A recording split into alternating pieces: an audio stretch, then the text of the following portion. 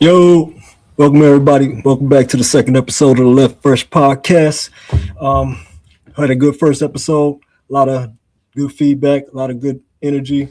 Thank you all for jumping on with me. Encourage you all to like, subscribe, comment, share, tell a friend, tell anybody, everybody. Thank you all for jumping on again. I appreciate you. Yeah, I'm not going to waste any time, man. Had a great weekend in sports, great weekend in football, particularly. Playoff football kicked off in the wild card weekend. Great unpredictable one. Great results. And from the preview from episode one, let's get right into the actual results. I mean, these games were crazy. I hope everybody enjoyed it. I hope everybody enjoyed a safe weekend, having a good work week. We're jumping in on the hump, making this a habit to jump on at 8:30 Wednesdays.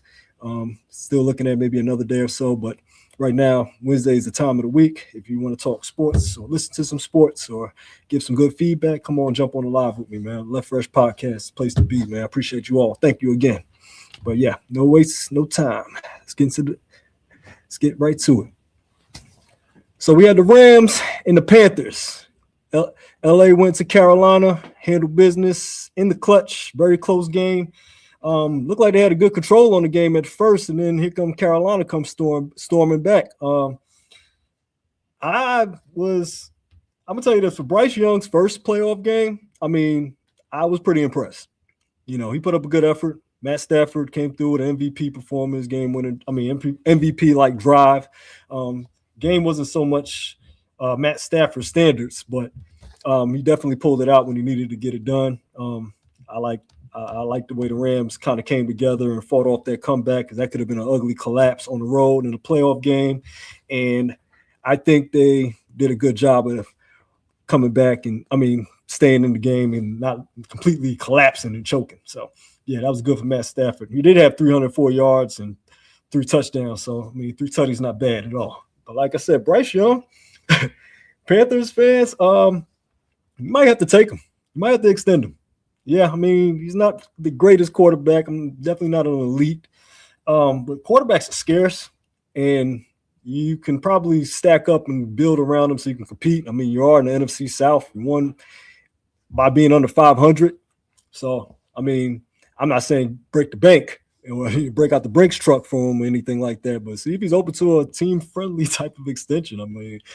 It's hard to get a quarterback. You don't want to be out here looking for a quarterback. Everybody else is in the quarterback carousel, and a lot of teams in the quarterback carousel right now. So, I don't know if you want to take a chance on just letting Bryce walk. But, you won a division with him, got to the playoff.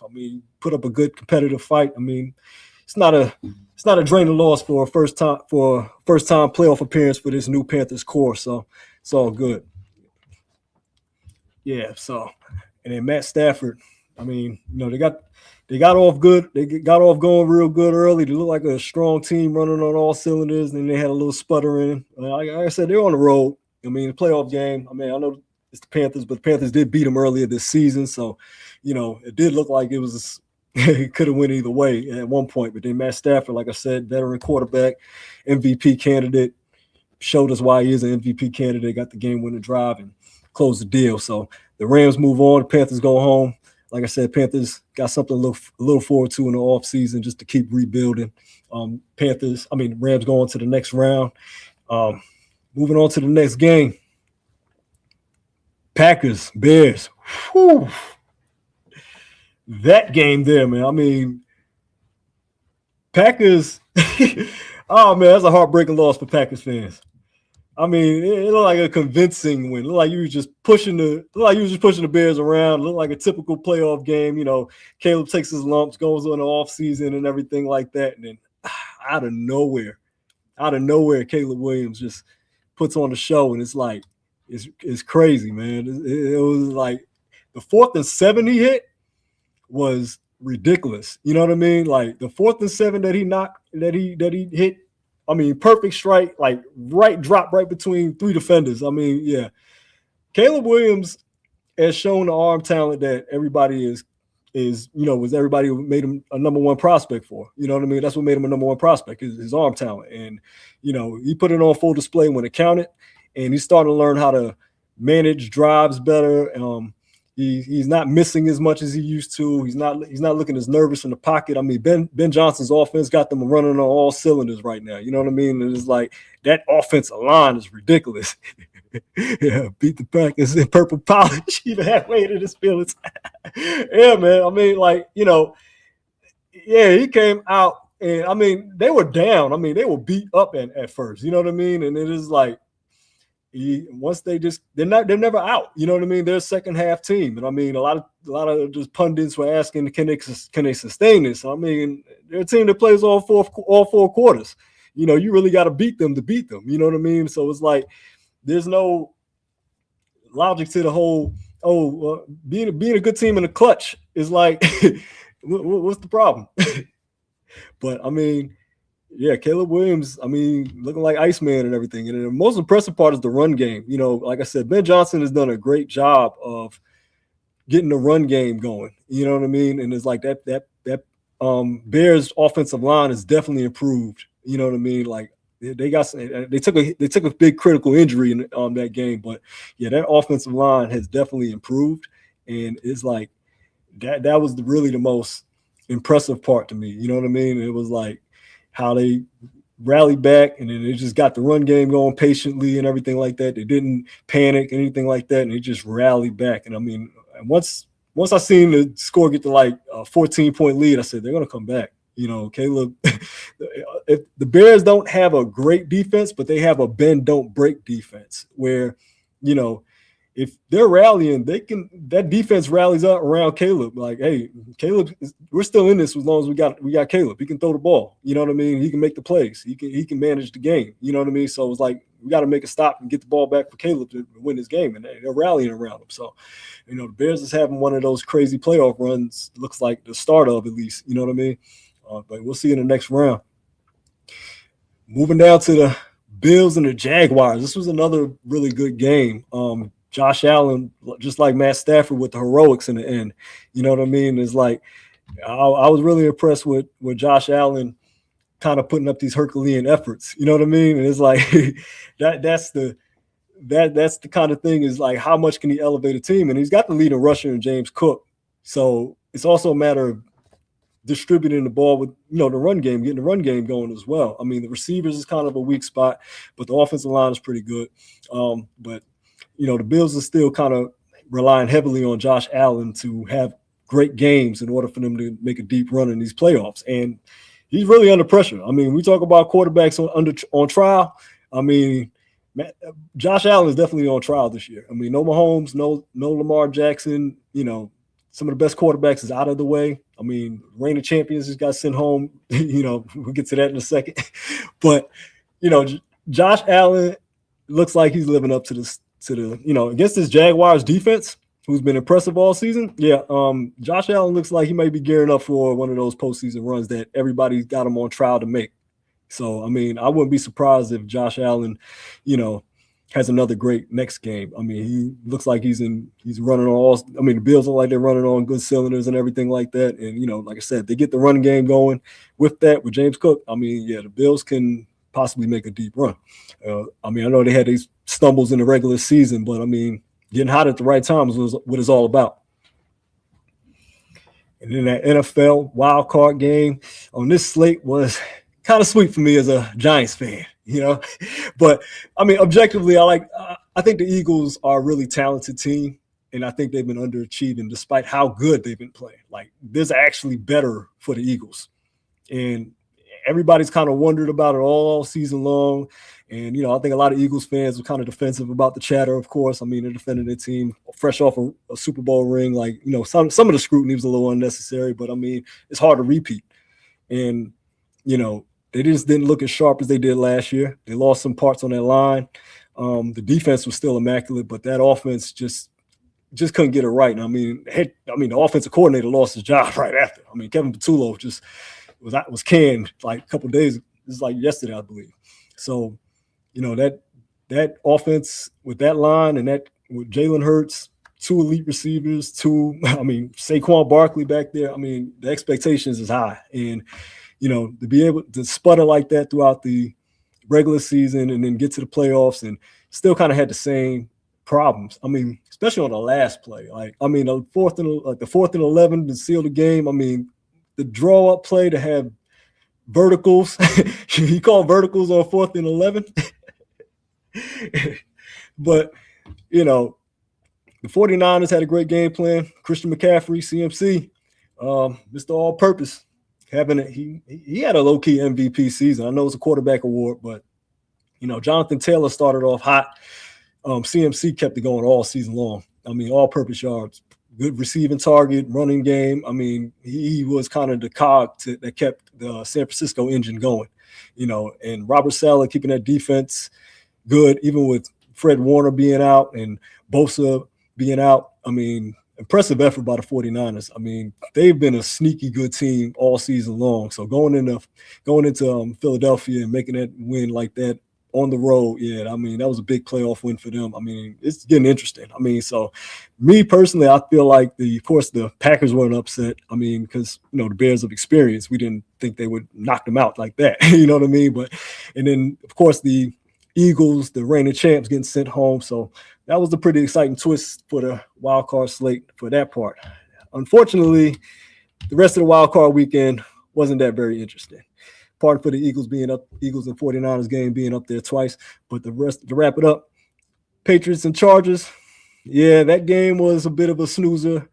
I like defensive games, I do. But I mean, Drake May kind of sputtered, you know, young quarterback, second year. You know, we kind of expected that a little bit, but he actually played pretty well. He didn't throw the game away. So he had a pretty impressive game, especially for a first playoff game. So Drake May played very well. The defense was all over Justin Herbert. And speaking of Justin Herbert, when I say quarterbacks on trial, he's definitely was a quarterback on trial this weekend. And the verdict ain't looking too good. We starting to get a nice long enough sample of playoff games by Justin Herbert to kind of indict, you know. And I like Justin Herbert. I think that ability-wise, he's a tall quarterback, about 6'6", can fire it out the pocket, you know what I mean? I know he doesn't have the best receivers. I know his line been hurt all year, but they made it to this point. And that scrutiny doesn't really go away but so much. So I know he's trying to make things happen. I know the run game is bad in L.A. with the Chargers. Like I said, the receiving game wasn't that good. They did have some drops, but Justin Herbert took some ugly sacks in the pocket. Big hit led to the fumble. I mean, poor Justin was looking beat up in the pocket. You know what I mean? I know that offensive line is malpractice too. So like I said, he gets the grace to the extent, but you still kind of got to make it happen. I mean, we've seen Joe Burrow get sacked like 9 times and win a playoff game, you know? So, I mean, the criticism is still a little lightened, but at the same time, you know, it's tough to put Justin Herbert in a class of elite quarterbacks. You know, he's still a pretty solid young quarterback. You know, many will still probably have him as a top 10 next year. I'm pretty sure ESPN polls are going to come back and still have him in the top 10. But because, I mean, in the regular season, he's still a great quarterback. He's statistically a great quarterback. He performs in the regular season. It's just, you know, he's just one of those quarterbacks that's going to continually come with a playoff indictment. So, you know, unfortunately, that just comes with the game, comes with the, you know, the whole narratives. But, yeah, the Patriots move on to the next round. Big win for them at home. Mike Vrabel, Drake May, good coach and quarterback combination. They got it right, and it's had instant results. So it's going to be interesting to see them how they go to the next round. Last one for the wild card weekend. Aaron Rodgers, Mike Tomlin at home versus DeMeco Ryans, CJ Stroud, and that Texans defense. Because that's the highlight of it. That Texans defense is elite. Okay?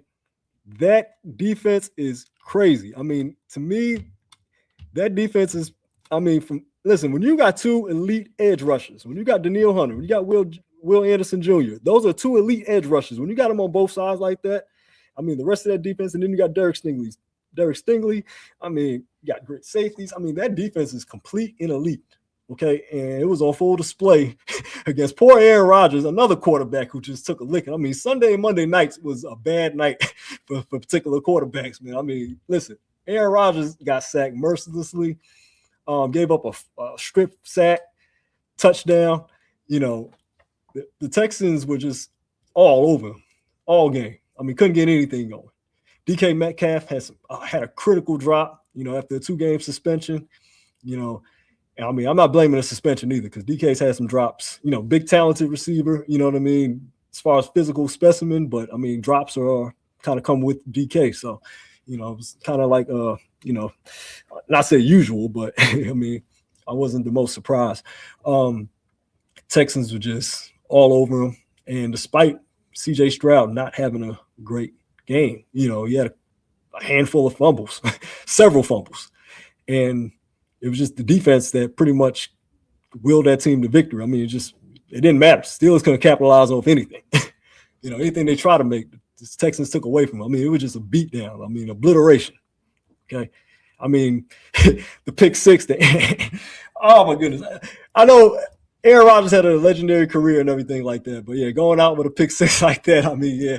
I mean, in the crowd chant Aaron retire. Oh man, yeah. I mean, that was another first round playoff loss for the Steelers. And we'll get to the outcome of that shortly. And then, great wild card weekend, great wrap up. Before I get into the divisional round preview, I just want to remind you all to like, subscribe, comment, share, tell a friend. Appreciate you all jumping on with me, talking sports Wednesday night, hump day. Like I said, Left Fresh Podcast, place to be. You can find me on Instagram, TikTok as well. Handle below. This is Left Fresh. Same handle on TikTok as well. But yeah, thank you all for jumping on with me. Unshackled, what we got here. He started getting the ball out of his hands early, but when the DB contain the wide receiver, it's hard to release the ball and have a good run game. Yeah. Derek Stingley, one of the top 5 corners in the NFL. When you got that type of pass rush with a top 5 corner, man, yeah, they made Houston really built a fortified defense right there. They definitely did their thing. But yeah, I mean, on to the next round. All the pretenders got sent home right here. We're getting to the nitty gritty a little bit. Here we are. Final 4 of each conference. 8 teams left. Look what we got here. Let me know who you all got. We got the top one right there. We got the Bills and the Broncos. Can Josh Allen make a Herculean effort against that Broncos defense? Can Bo Nix manage the game to get the Broncos a playoff win? Sean Payton has done an impressive job, despite having Russell Wilson's cap hit still on their salary. He's got a second-year quarterback, got a top-notch defense, and, they're in Mile High. Josh Allen has a tough task ahead of him. This is what legacies are made of, Josh. Okay, because you're going to probably need a great game, a legendary game, a memorable game, getting out of Denver to make it to the AFC Championship game. And I look forward to seeing this one because, it's the quarterback versus the defense, basically. Good luck getting James Cook on the ground. Good luck getting him running. If you can get the run game going, you got a shot. Those receivers, they got their work cut out for them. I don't want to say this is the game that Josh Allen gets left off at, but this could very well be the game he got left off at. If not, this is probably going to be one of his most legendary playoff games because I feel like that's what it's going to take. I don't think it's going to be a very high-scoring game. I don't see how Josh Allen is going to beat that pass rush enough to put up 30 points. I do think they can possibly squeeze one out. I think they can upset the Broncos, but at the same time, that Broncos defense is a machine. And I wouldn't be surprised if this is the season Josh Allen he gets sent home after this game as well. And I'm probably going to lean towards the Broncos. Probably got them winning maybe 20-17. I think they'll have a good game plan to keep him from scrambling.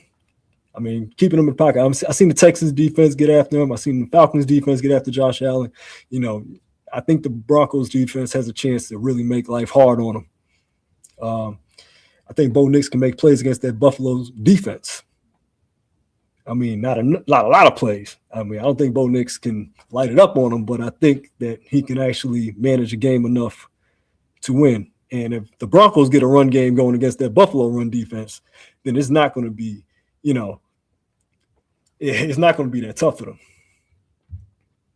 If you don't have the ball with a 2-score lead and 2 minutes left, I'm not counting Josh out. Give him the ball with time left in a 1-score situation. I don't want to be. Yeah, exactly. I mean, that's the thing. Josh Allen, if there's a quarterback that can get out of Denver, it is Josh Allen. I mean, he can rally back. He's made comebacks. He's, carried his team through the fire all season long. And I think they kind of rally behind that. And like I said, if Bo Nix is like too rattled and they don't get the run game going, Denver's in trouble. Denver has to get some sort of offense going because I know the defense is going to live up to their part and make life rough for Josh Allen, but they're not going to – I don't think they're just going to just shut him out unless they just completely just annihilate that offensive line. And, I mean, I think it's just going to be an interesting one. At this point, I don't think there's the Broncos will be showing me a lot if they can really dominate Josh Allen in that Buffalo Bills team. And I mean, I know they're at home, so it's possible. But I mean, that defense is going to have to do what it's kind of done all season long, and it really doesn't have much room for error if it gets more into a shutout between Bo Nix and Josh Allen. So, that's kind of the even mix of it. But next game, got the 49ers and the Seahawks. This one is going to be good. I like seeing divisional foes in the playoffs. Teams that know each other best, play each other 3 times a year. This can go either way as well. Quarterbacks on trial.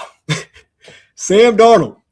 Sam Darnold is definitely on trial. Is on trial as well. Okay, yeah, 2 back-to-back 13+ win seasons. Yeah, Sam. Everybody's going to be looking at you in the playoffs, just like Justin Herbert. A lot of these quarterbacks are on trial, especially without the elite quarterbacks that we're used to seeing, and then the young quarterbacks are overachieving, the Drake Mays and Caleb Williams and everything. Quarterbacks that have been here for a while, you're not getting much leeway. You know what I mean? And it's like Sam Darnold, you made this move. You've been on 2 back-to-back winning teams, 2 different back-to-back teams, going back-to-back 13-win seasons. So, yeah, and both these defenses are pretty good. Both these teams know each other very well. Seattle's defense is pretty elite as well. And yeah, 49ers, that's probably going to be the separating factor. George Kittle out, Fred Warner out, Bosa out. Those injuries are piling up. And I mean, that's a lot of reliance on CMC to get them out of that in Seattle as well. So, I mean, even though this is going to be, I think, a good one, this can actually, I feel like later on the game, I think the Seahawks can kind of drain the 49ers out a little bit. You know what I mean? I don't think the 49ers have enough depth for the Seahawks. Seahawks are a little too young, too energized, too all over the place, especially their defense. Their defense is elite at this point. So I'm going to have to roll with the Seahawks on this one. I do think Sam Darnold can actually pull this one out. Like I said, they got a good running game as well. Jackson Smith-Njigba, elite receiver. I think that the 49ers had a great run, great impressive playoff win despite the injury-riddled season, but I think the Seahawks can squeak this one out. And then the next one, this is going to be another interesting one as well. The Texans and the Patriots. I'm going to go with the upset. I'm going with the Texans. I think that Texans defense is elite. I think CJ Stroud, he had a rough playoff game. He's been kind of off this season as well, and I know a lot of people are questioning him and everything like that, but I think that defense can make up for it still. He fumbled the ball so many times against the Steelers. I think they can still make up for it. And I know the Patriots are a really great team. They are a really great team. I think, it's not going to be an easy one for the Texans, but I think Drake May's got a tall order against this Texans defense. Yeah, Stephon Diggs, those receivers, I mean, they can put Derek Stingley on one of them. Yeah. And that pass rush, I mean, Will Campbell's a great left tackle, great rookie left tackle. But, going up against Will Anderson and Danielle Hunter and everything like that, that offensive line has got his work cut out for them. That's definitely got his work cut out for them. Yeah, CJ Stroud has definitely been suspect. They're going to need a run game going in Houston as well. The defense was scoring touchdowns for them against the Steelers. I mean, two scores against them. I don't think that's going to happen against the Patriots. So I think this game is going to be a lot closer. But I do think that the Texans are going to probably make enough stops. And I don't think CJ's going to have a great game, but I see something good happening enough to where he's not going to cost them the game. So, I mean, that's my upset pick, the Texans going into the Patriots. possibly go into the AFC Championship, which is crazy to believe the way they started the season, and the other two teams in their division that were better than them. I mean, at that point, and it's like now they kind of jumped ahead of everybody at this point. So it's like, very impressive for the Texans. I mean, but that defense look like it's coming together at the right time. Yeah. And I feel like that defense is hungry. Like, I think that defense is kind of feeding off the last game. Like, that momentum, they're kind of riding that. And, I mean, CJ, it's tough because CJ had such a great first season. And then, the second season, we kind of gave him a defense for the third season. You know what I mean? And it's like, maybe he's not elite, but like I said, maybe if he can just manage the game enough to, to where he's not losing the game for them.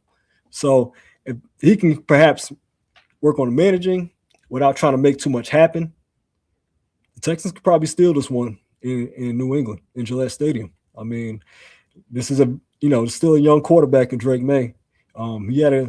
He got it together against the Chargers, but this Texans defense is a whole different animal. And I think they give even CJ Stroud a chance to win. So, I think they're one of the surprises. I mean, the Bears is in there and one of the surprises as well, which is my next game. But yeah, I mean, these runs tend to happen, especially when there's no reigning champions in there, no Chiefs, no Eagles. I mean, this is about as wide open as it gets, which leads to a bunch of upsets, which is the last game, Rams and Bears. I know the Caleb run is in full swing, but Matt Stafford looks like he's on a mission as well. That Rams team looks like they're on a mission. Ben Johnson's a brilliant head coach in his first year. Sean McVay is another great coach, offensive mind as well. That defense has his slips, but at the same time, that defense got his work cut out for him against that Bears old line. I'm gonna tell you that right now. I'm gonna tell you that right now. That Rams defense got his work cut out for him against that Bears offensive line. If they're not getting any pressure on Caleb Williams and Caleb Williams can improvise and make things happen, that Rams defense is in trouble, which leads to a shootout. I see this game being a shootout.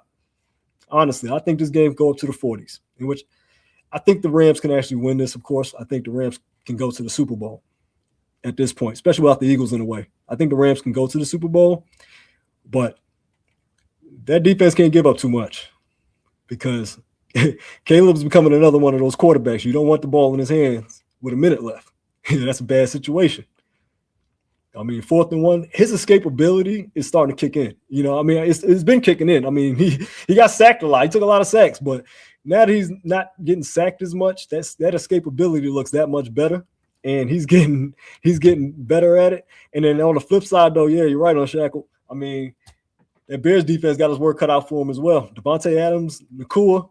Like I said, I think both teams could probably put up 30 or 40 points. I think this can go back and forth. I think this is going to come down to a last-second field goal because none of these teams can probably stop each other. I'll be impressed if the Rams defense can step up like that, but I don't think they can. I don't think neither one can really stop each other. So I think this is going to really be an interesting, matchup. I mean, I'm probably going to get up from the TV, come back, and then 2 touchdowns get scored. You know what I mean? That type of quick offense is probably, I see that happening. So, the team that can probably load up the most points. And like I said, the Bears defense probably is the weakest of the two. This is why I'm going with the Rams, unfortunately. But the Bears defense is kind of lacking on that side. And I think against those 2 receivers and Matt Stafford and Kyron Williams in their run game as well, I mean, yeah, it's going to be tough because that's another dynamic. If Kyron Williams gets running, that drains the clock.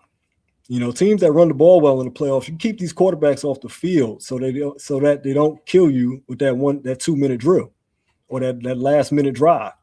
If you're running the ball, you can control the clock a little bit more, which puts quarterbacks in a more pressure situation. Exactly, yeah. Caleb has definitely been making good decisions. Yeah, that's exactly. He's been managing the game. He's not trying to make too much happen. He's not taking unnecessary sacks. And I think it's helping his escapability even more. And I think it helps that the offensive line is starting to gel more. And then Ben Johnson's schemes are really coming to life as the season progressed. Like, he's really an offensive mastermind. I mean, the formations and the motions he puts in place and everything like that. He's definitely turned his team around. A big upgrade from Coach Eberflus last season. If you know, you know. But Yeah, man. We're definitely excited for the games. It's on tap this weekend, divisional round. I'll tap back in with you guys on Wednesday about those, see the results of those. We'll be all tuning in, I hope. We're going to switch gears into the NBA now. And no, we're not. Yeah, pardon me. We're going to talk about the coaching vacancies and the coaching cycle. Yeah, that's right. Before we go into the NBA, we're going to discuss some of these coaching moves and any type of new updates that happen. Now, you all know Mike Tomlin stepped down as the Pittsburgh Steelers head coach after the big loss to the Texans. A lot of people are wondering what's his next move. Well, don't know what his next move is. You know what I mean? I can't predict it. 19 years of coaching, legendary career, made the playoffs every year. A lot of indictments about not actually winning playoff games in a long span, but I mean, getting to the playoffs is not always easy either. It's hard to get a win in the NFL. And Mike Tomlin was winning. And, it got to a certain point. Time was up. Not to mention Arthur Smith is your offensive coordinator. Aaron Rodgers, you had to get Aaron Rodgers probably on the verge of retirement as your quarterback, never really drafted one. I think the move is good on both sides. Steelers can move on. Mike Tomlin can move on. If Mike Tomlin were to get hired anywhere, would he? Probably would, but he can also probably take a year off, probably join an analyst crew. He's had a long career, probably needs a break. But we'll follow up on where he goes because he's probably the biggest question mark. But I think the coaching cycle is going to continue. I think everybody's kind of waiting to see what he was going to interview, if he was going to interview or what's going to happen. But I think the coaching cycle is going to continue one way or the other. So until there's any other updates on Tomlin, I'm going to keep it moving. Next coach on a candidate, John Harbaugh, let go by the Ravens last week. And he's still one of the top candidates. A lot of the teams with the best vacancies have interviewed him already.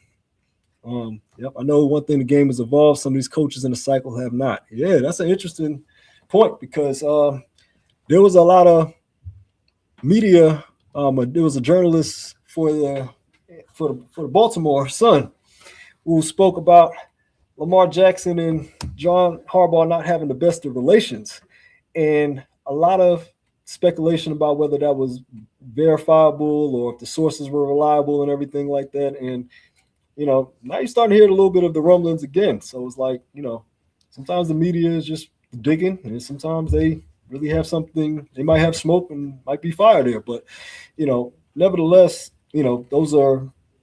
that's a case of a great coaching candidate and a great coaching vacancy.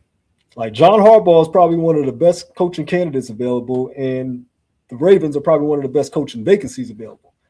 They have a quarterback. They have a defense, a really good defense. Probably needs to be retooled. We'll get into the vacancies in a second.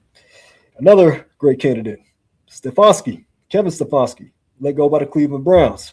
A lot of people are skeptical of him after the relations with Shedeur or how he handled the Shedeur Sanders situation, but he is a two-time coach of the year and considered a great offensive mind. And a lot of teams are going in the direction of great offensive minds. So wouldn't be surprised if, he's heavily sought as well in the coaching cycle. So I would probably have him right behind John Harbaugh without Mike Tomlin being considered. I would probably have Harbaugh, Stefanski as the top two coaches in coaching candidates right now. You got Coach Dabo, who's Brian Dable, who's let go by the Giants. Many still dub him as an offensive mind. He's still linked for teams to be looking for him. Mike McDaniel from the Dolphins, another deemed offensive mind. I mean, if he doesn't get another job as a head coach, he could definitely land a job as an offensive coordinator. I know Philadelphia would love that opportunity. But yeah, the vacancies, and the best vacancies be, like I said, the Baltimore Ravens. They got a core in place that a coach can jump right in and probably try to look to win now with. That way the expectations would be high, but at the same time, you have a team you can live up to expectations with. They just, they were a team that was projected to go very far in the playoffs this season. They had some injuries, and, I think at that point, that's a good vacancy. I mean, many analysts and pundits have dubbed it the best vacancy available. I agree. Yeah, definitely. Coaching has to evolve as well. Like I said, I think it's evolved to more offensive minds. I think defensive minds are still needed when it comes to setting culture. You know, a lot of these culture setters, like I would like for my Giants to get Mike Tomlin starting off. That's my wish list because he's a great culture setter. But you know, I wouldn't mind. You know, we've had our offensive minds, and I know we got Jackson Dart in place. We got a quarterback, but I think we need culture. Our defense was dead last almost in everything. It was terrible. So we need to get back to establishing culture with our pass rush, and then that's just the makeup of some of these teams. That's just the identity of those teams, and some of these coaches you need identity for.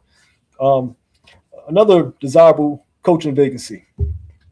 Yeah, the Giants better pick somebody to complement the offense and defense. That Abdullah guy sitting on the bench is not getting here.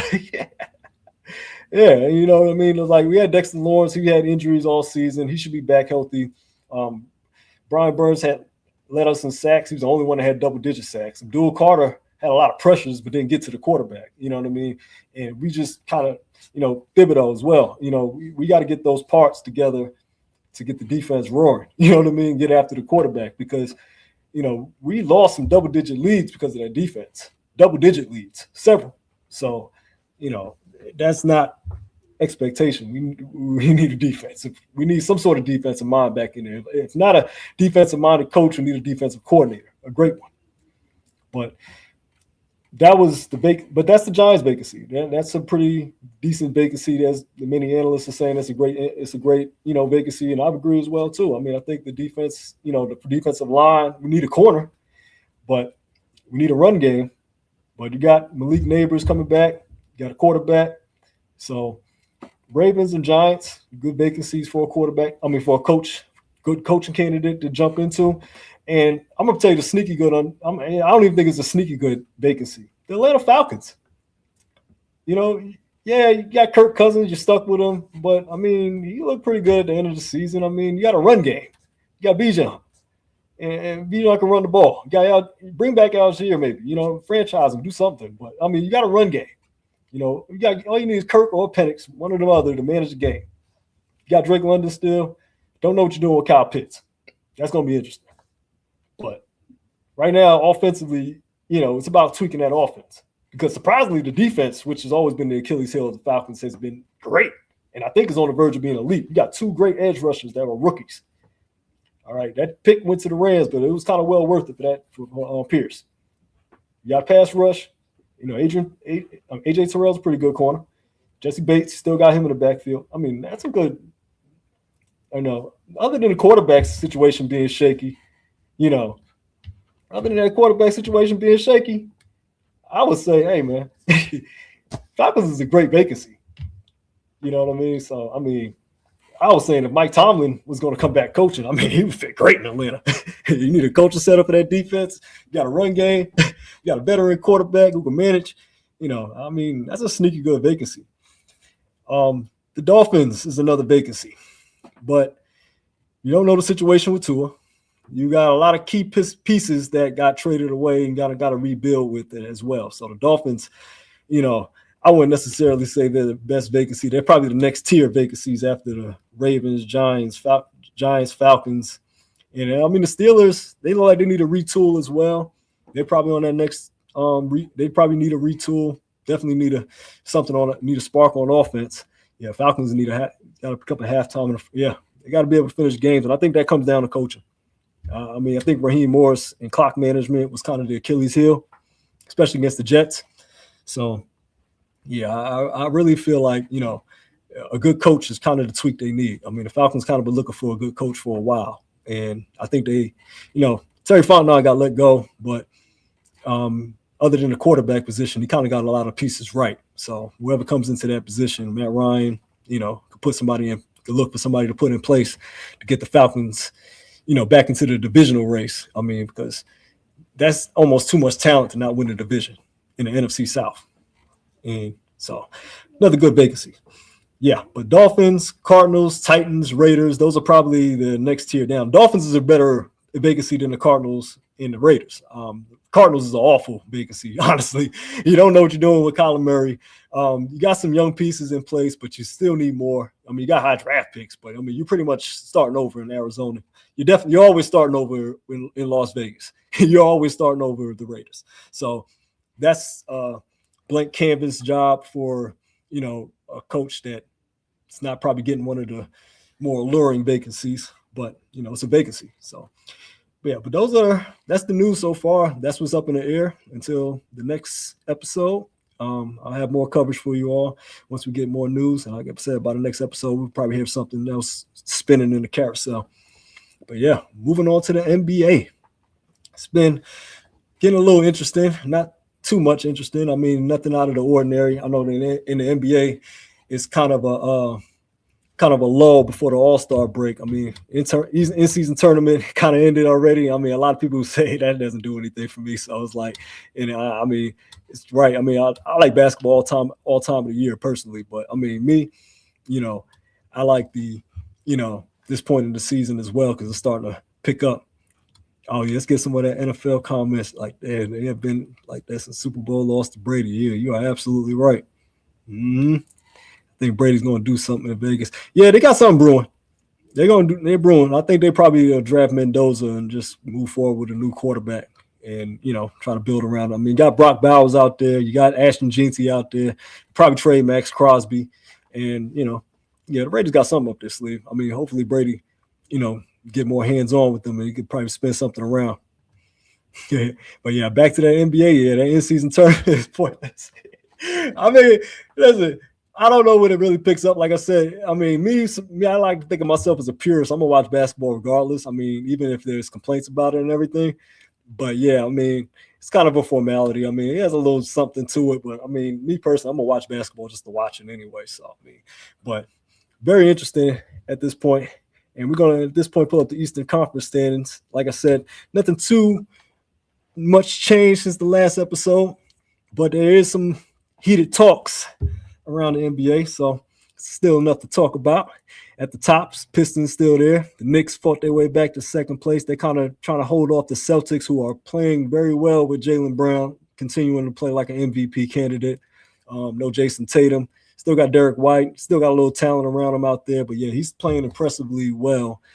I mean, he's a Finals MVP. He always had a little dog in. He always had that dog in him. Played great defense. You know what I mean? Refining his skill set is kind of what's been impressive to me. He's improving his perimeter shooting every year. His ball handling has even gotten better. I remember he used to get indictments about his left hand. You're not hearing too much of that anymore. You know what I mean? He's starting to develop a little bit of a bag, and he's not trying to do too much either. He's just playing within the flow of the game too. So it's like, the Celtics look like, a lot of people thought the Celtics was going to drop off after trading some of those parts, but I'm like, Anthony Simons is a young, talented player. You know what I mean? So him coming off the bench, I mean, him playing, starting, and then having Pritchard and everything. I'm like, they still got good pieces in place. You know what I mean? And it's like going younger is working in the NBA. You know what I mean? The younger is. I always said it for the last 2 years now. It's like it's a changing of the guard, and like I think we as basketball fans and the basketball community and people that discuss basketball, we kind of just hold on to these superstar household names that we all familiar with, as opposed to learning the new names. So it's like, you hear these familiar names that's flying around, but it's like really in today's NBA, some of these names, the game has passed them by. Younger players are emerging year in and year out, and each year they're just getting older or just, declining a little bit. So it's like, moving with the Celtics, getting younger players getting new players doesn't necessarily mean getting bad players or downgrading. I mean, they actually got some solid young players around out there in Boston. So, I'm not surprised about it either. Brad Stevens runs a pretty good team. So, division rival, I hate to talk good about them, but they are pretty good. So, but the Knicks holding on right there, man. My team still hanging on. The biggest question, my Knicks is the playoffs. Cat, can he get to that next level? I mean, like, he's solid in the regular season. I mean, and sometimes against the good teams, he's there's a lot of elite bigs in the league now. Like, the best teams kind of have elite bigs or great defensive bigs. So, Cat's definitely needed to step up consistently in order for the Knicks to be a serious contender. Pistons, Cade Cunningham looks like a superstar. I mean, Jaden Duran looks like a superstar. Austin Thompson, great glue guy, freak athlete. You know, these teams at the top of the East, they're for real. It's not a drill. Toronto Raptors, they're back in the playoff scene with Scotty Barnes, RJ Barrett, and Brandon Ingram, Grady Dick, Jacob Pirtle. I mean, they got a solid cast of players as well. You know what I mean? Emmanuel Quickly, that's a solid team right there. They're young. They're still young, but still kind of veteran. Like I said, Brandon Ingram's been in the league for a while now. I would be interested to see how they look in the playoff. Are they good enough to steal a series or not? That would be impressive to me if Toronto goes in there and shakes things up a little bit right there. So I always like to keep an eye out for the new teams to see if they're ready or not, or if they're just pretenders. Philadelphia 76ers. They kind of impressing me considering that, to me, what's really elevating this team is Tyrese Maxey and VJ Edgecombe. The rookie VJ Edgecombe and young Tyrese Maxey seem to be taking over this team. Joel Embiid, you can see the decline. He's trying to manage as much of his body as he can, and I'm not mad at him for that. But I mean, at the same time, for him and Paul George to be on Supermax on these big max contracts, max and Supermax contracts and everything like that, I mean, being elevated by Tyrese Maxey and VJ Edgecombe is just funny to me. And at some point it's inevitable that the Sixers are going to have to move on from Embiid and Paul George because they're tying up the cap room. They're tying up the cap space. I mean, if Philadelphia is going to take the next step or be a serious contender again, or stay a serious contender, they got to find a way to cut that salary cap low, because that tax apron is going to bite them. What's that on Shaq? All the teams you name could take a team, say any team to a 7-game series. Yeah, that's the thing. That's the parity in today's NBA. You know what I mean? Like, it doesn't matter which conference is stronger than the other. I mean, because guess what? I mean, all these conferences, each side of the conference, is wide open pretty much still. I mean, we say, oh yeah, this team got it, but these last 5 years of playoffs have been unpredictable. So yeah, I mean, it's just funny to see if a team is a year away, or if a team is really going to shake things up, or if a team that we're expecting to do something doesn't again, or actually gets over the hump. Speaking of which, you see Cleveland right down there at the 7th spot. Yeah, that's a good point. Organized Chaos 14, what's up? Yeah, the stars are evenly distributed for the most part. Yeah, exactly. That's what the collective bargaining and the tax aprons are designed to do. Put stars back on teams that can actually compete, on the bottom feed of teams that can compete. The league's not these salary caps are not letting teams, tax aprons are not letting teams stack up talent, max salaries. They're going to put one of those either third options or even second options. You seen Trae Young was a first option. He's gone. You know what I mean? And exactly. As far as repeats, exactly. Yeah, you see, I mean, Cleveland, but yeah, the Cleveland Cavaliers, this is the team right now that's kind of alarming to me right now, because you see, this is a team that was at the top of the East last year, and now they're, kind of floundering at the 7th spot, barely staying above 500, and they don't really have any real significant injuries at this point. I mean, Darius Garland's been kind of in and out, and then, Donovan Mitchell's been playing, Evan Mobley.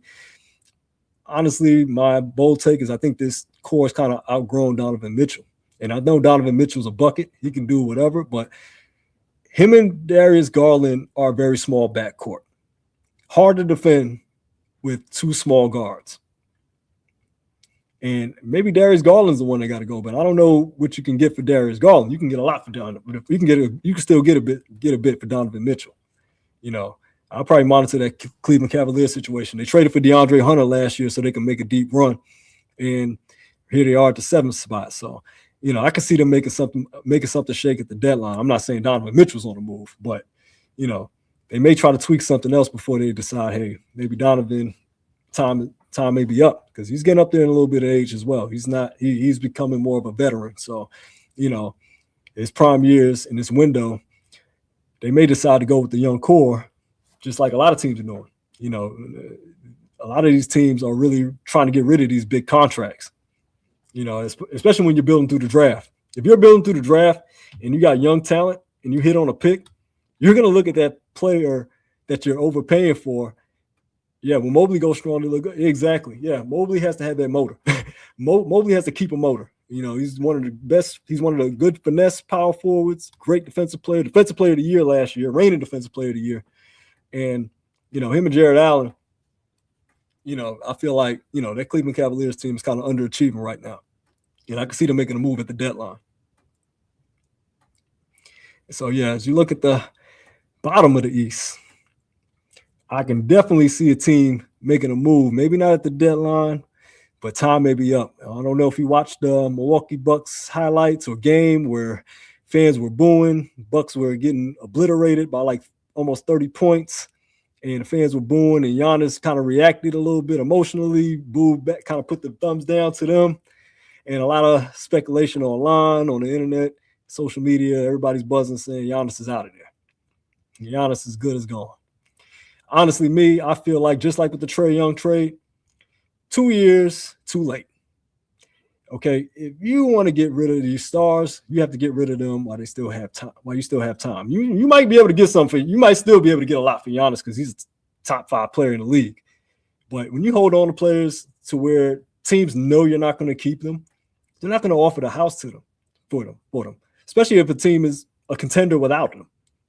The team that's trying to get better, we just built through the draft. Like OKC, everybody say, OKC could just trade all these picks and trade for Giannis. OKC got more picks coming. They could just build a machine through the draft, just a factory, just hitting on draft picks. See, when great franchises hit on picks, they don't have to wait for superstars past their prime. They don't have to overpay for them in free agency. They usually got a guy up in the wing, already putting up all-star numbers on a rookie salary. So in today's game, the answer, draft well. And then you look at, the Nets, Michael Porter Jr., a lot of trade talk. A lot of people speculate he might go to the Warriors. Not sure what the Warriors can do with Michael Porter Jr. and Jimmy Butler, Draymond and Steph. I mean, firepower helps, especially in this league. Still need a big. I'm not sure. I'm not even sure. I mean, the crazy thing is if they trade Kuminga, the salaries line up for it to happen. So Kuminga's salary can be traded, and you can still add Michael Porter Jr., which is crazy to me. Because, I mean, you would think the Warriors would stay over the tax apron, but, yeah, they can actually make that move. I mean, Warriors might be able to try to make a move for somebody else as well. But, I mean, I always hear about the Warriors trying to make a move for Giannis. That might be past his time at this point. But, it's going to be interesting to see with some of these lower seeded teams. I mean, some of these lower teams that are lower in the standings do at the trade deadline, February 5th. I believe that's February 5th. Miami Heat, never count them out as far as making a trade, even though they're playing pretty well with the parts they have.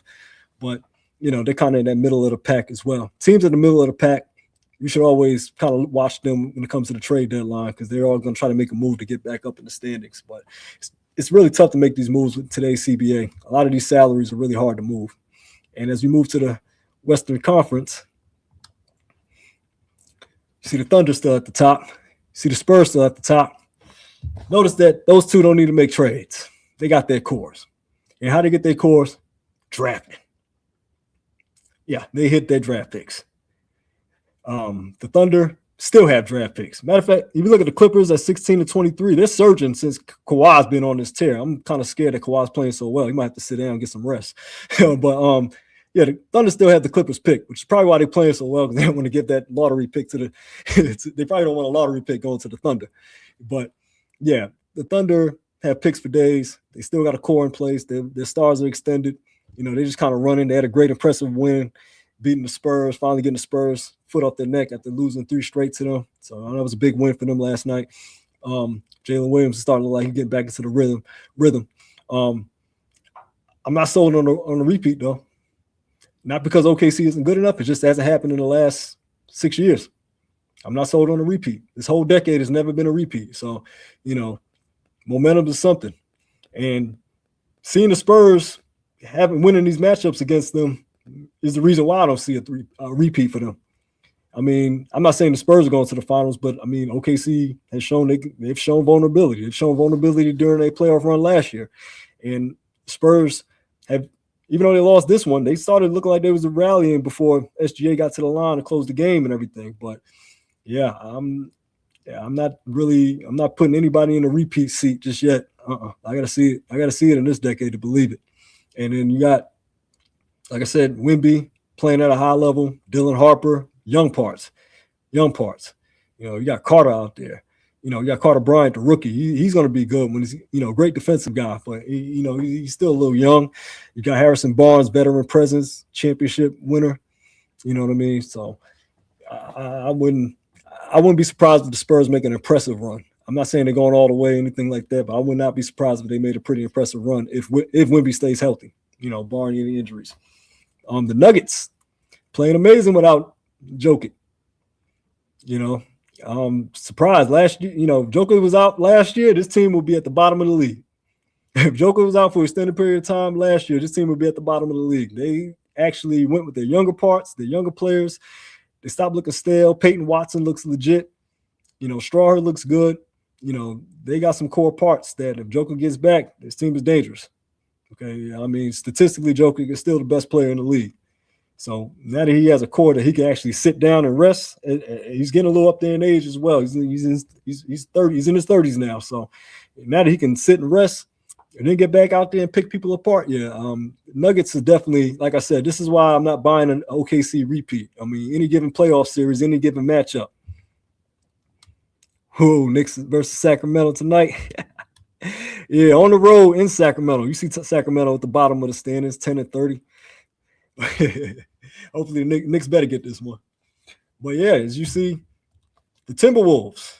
A lot of talk about a possible trade in the Minnesota Timberwolves camp. Timberwolves are desperate to get something around Ant-Man. Julius Randle contract situation looks like it may be coming to an end. They may be trying to move his expiring salary, trying to get better at point guard, trying to, between Conley's age and Dillingham's inexperience, they need a point guard. It's kind of tough, for Ant to get to the, look at Ant as a contender until they make some sort of move. So I understand, they're still in the mix. But, at this point, once you get past these top three teams, you start seeing vulnerable teams in the West, teams that are still competitive, in the league where, unfortunately, there's a lot of devastating injuries of stars in the playoffs. You can't rule out middle of the pack teams either. However, those teams look extremely vulnerable at this point. Like I said, Timberwolves, they got Ant looking like just one guy out there. You know what I mean? They got Ant looking like one guy with a bunch of defenders out there. They don't really, Julius Randle is the consistency factor, but like that point guard situation is definitely a glaring weakness. And what about the Houston Rockets unshackled? Yeah, Houston is definitely that other need a point guard situation. I think Houston can kind of skate by a little further without a point guard than Minnesota can because of the size and the length and the defense. And they actually have somebody that can actually get them a bucket when they need it, just like with Ant. But at the same time, Houston seems have their vulnerabilities as well. They have their holes as well. And, sometimes it's a lot of, even though Sengun is out there, even though they got young talent out there, it's kind of like you're still looking for Kevin Durant to put on these performances to keep you. He's pretty much their only reliable source of offense. Sengun is a very good all-around center. I don't know if it's that next level closer type of scorer though. You know what I mean? And that's kind of where they still have to over-rely on KD. And it kind of makes them look like they don't have the depth they really have. I mean, you got a lot of young athletic players out there, but you kind of only have one guy out there that's really, constantly reliable enough to get you a bucket when you need it. The defense is still there for the most part, but, Kevin Durant can be your only bucket.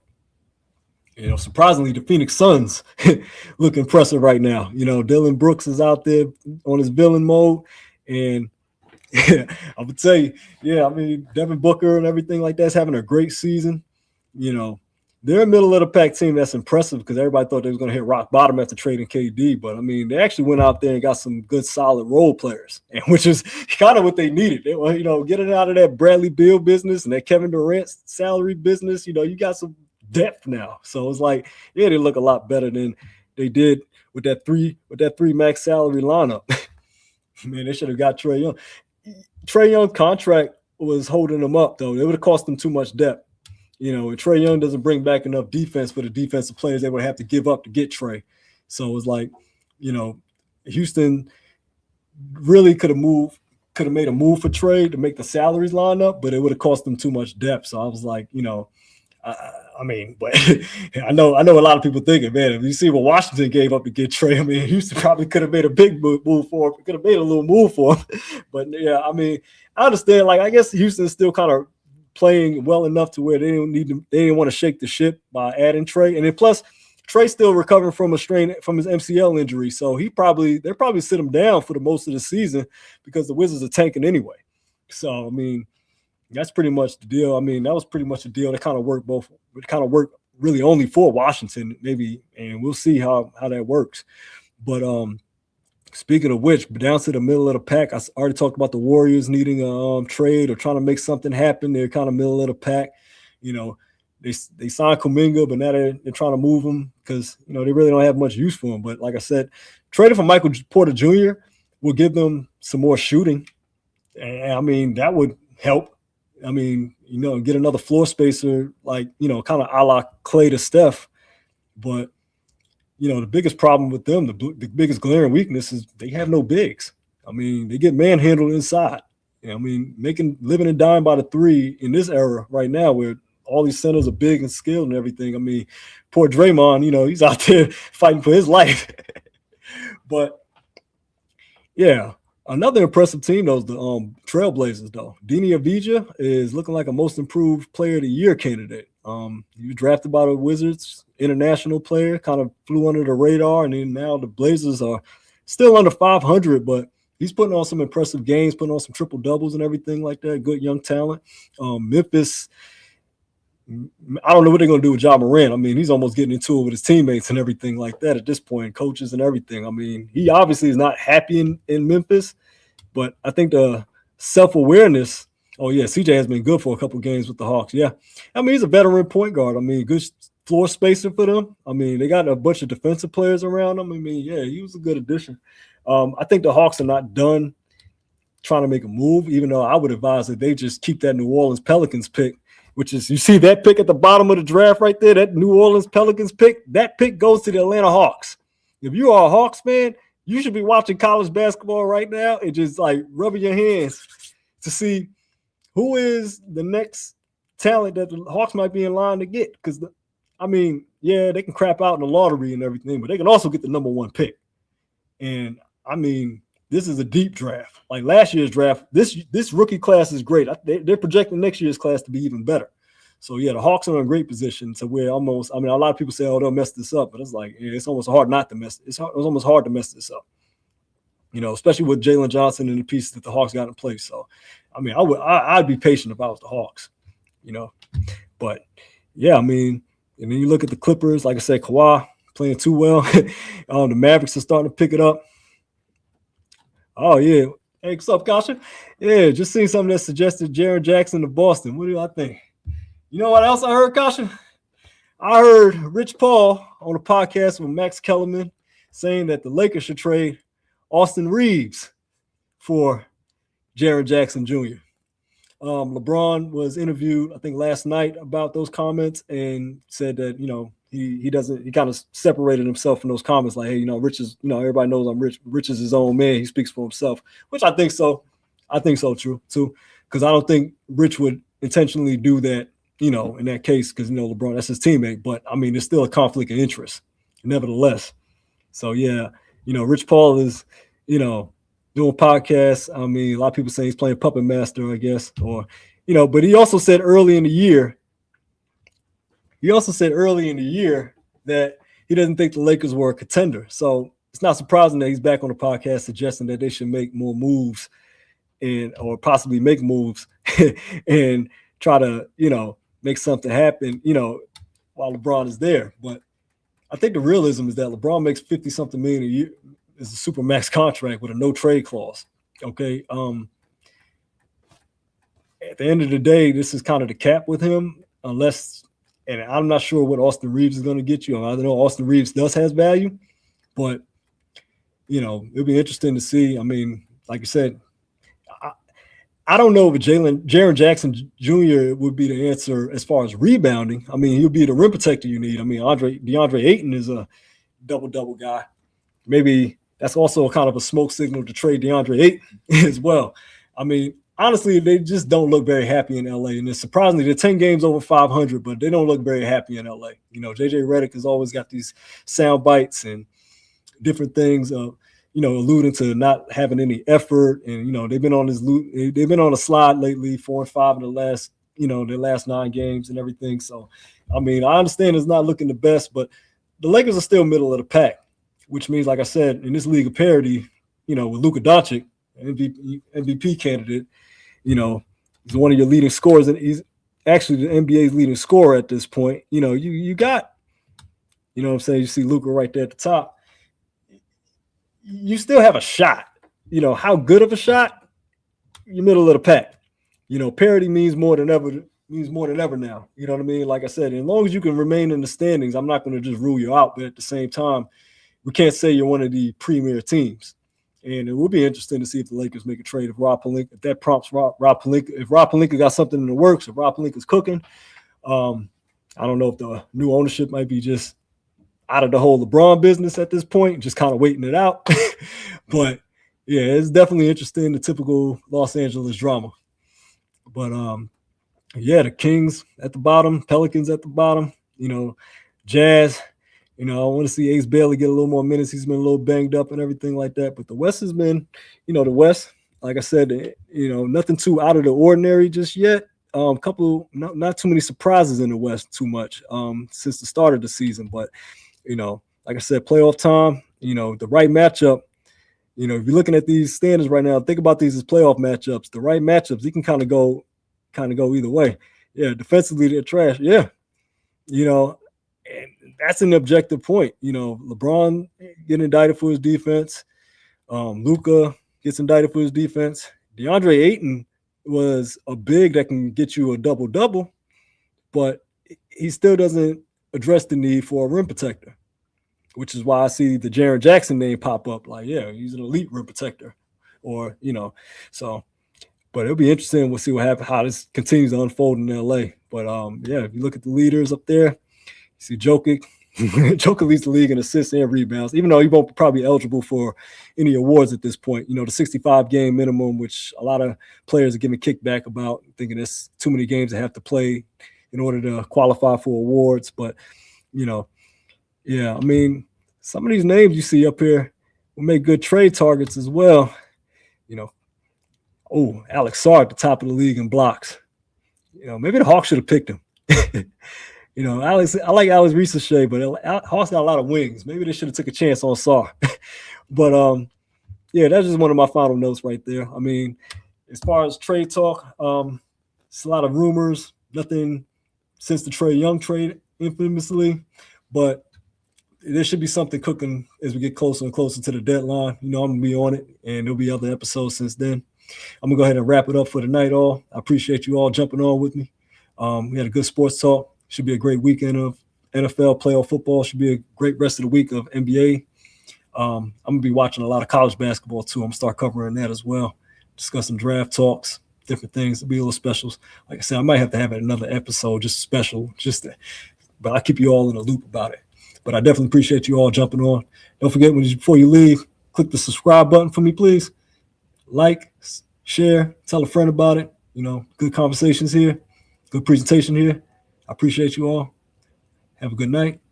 Enjoy the rest of your hump day. It's the Left Fresh Podcast, all.